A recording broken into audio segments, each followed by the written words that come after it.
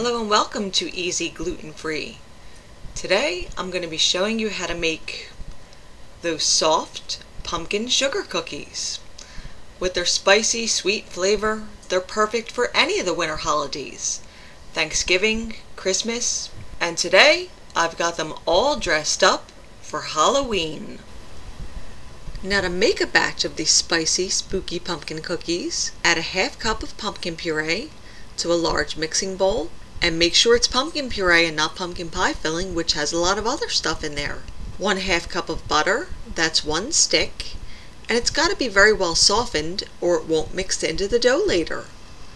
3/4 of a cup of sugar, 1 teaspoon of pumpkin pie spice, and 2 eggs at room temperature. Now mix these ingredients until you have a homogeneous mixture where the pieces of butter are no larger than, say, a small curd cottage cheese. Add 3 cups of gluten-free self-rising flour, or you could use gluten-free Bisquick, and mix until the wet and dry ingredients come together to form a fairly stiff dough. It's going to take a few minutes if you're doing it by hand like I did. Of course you can use a mixer, but then how in the world are you going to work off those calories for the extra cookie or two you know you're going to eat?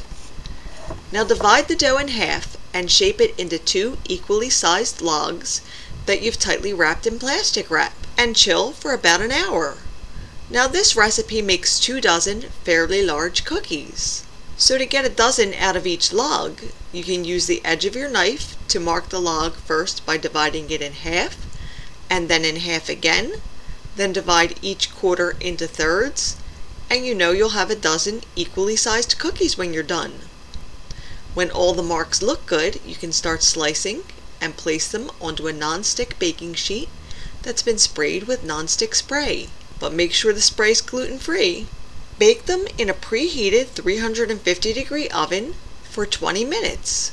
Then allow them to cool on the baking sheet before transferring the cookies onto a wire rack to cool completely. To make the glaze, start off with about 1½ cups of confectioner sugar. Add a sprinkle of pumpkin pie spice and about 2 tablespoons of water. Then stir until you have a pretty thick, smooth glaze. If you need to add more water, add a few drops at a time until you have the right consistency. But don't make it too thin. Now to apply the glaze without having it run over the edges of the cookies, we'll do a technique called flooding.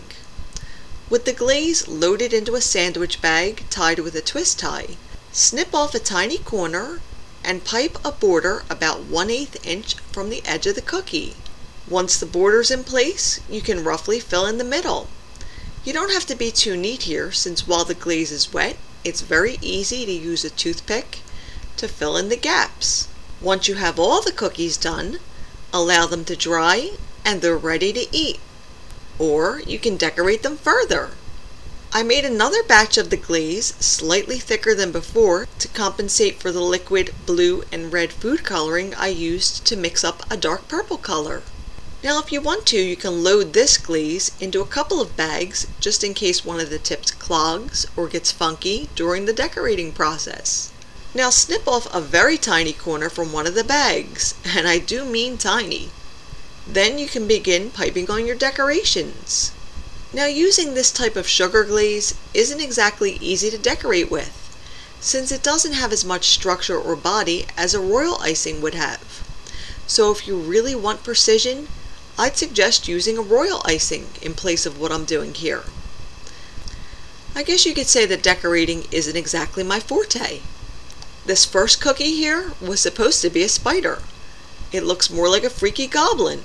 But believe me, the kids will appreciate any effort you make to bring some holiday spirit to these treats. And the cookies themselves are just fantastic. They'd be great for Thanksgiving, Christmas, and of course, all dressed up for Halloween. And if you'd like to print a copy of today's recipe, just visit my blog in the link below. And for new recipes every week, don't forget to subscribe. See you again soon!